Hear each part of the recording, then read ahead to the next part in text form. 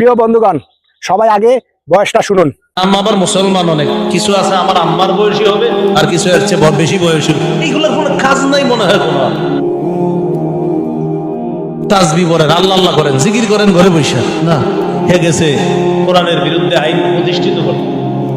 সংবিধান শুরু করা কোন ধর্মীয় কোন ধর্মকে অনুসরণ করে যেন সংবিধান শুরু করা না হয়। বুঝেনি উদ্দেশ্যটা কি? আবার শোনেন বাংলাটা। কোন নির্দিষ্ট ধর্মকে অনুসরণ করে যেন সংবিধান শুরু করা না হয়। উদ্দেশ্য হইল বিসমিল্লাহ যেন লেখা না হয়। বিসমিল্লাহ কোন ধর্মের? এই জন্য বলে না ইসলাম ধর্ম, বলতেছে কোন ধর্মীয় বিষয় অনুসরণ করে যেন সংবিধান শুরু না করা হয়।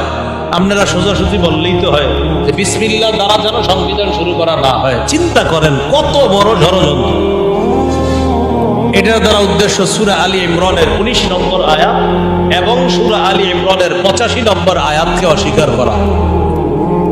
এই আয়াতের মধ্যে আছে আল্লাহ তাআলা বলেন, ইন্নাদ দীনা ইনদাল্লাহিল ইসলাম, আল্লাহর কাছে একমাত্র দিন হলো ইসলাম। ওয়া মান ইয়াবতাগি গায়রাল ইসলামি দীনান ফালাই ইউকবালা মিনহু, যে ব্যক্তি ইসলাম ছাড়া অন্য কোনো কিছুকে দিন হিসাবে কামনা করবে, এটা তার থেকে কিছুতেই গ্রহণ করা হবে না। ওয়া হুয়া ফিল আখিরাতি মিনাল খাসিরিন, সে আখিরাতে ক্ষতিগ্রস্তদের অন্তর্ভুক্ত হয়ে যাবে। সে আখিরাতে ক্ষতিগ্রস্তদের। শুনতে পেরেছেন তো কি বলেছে?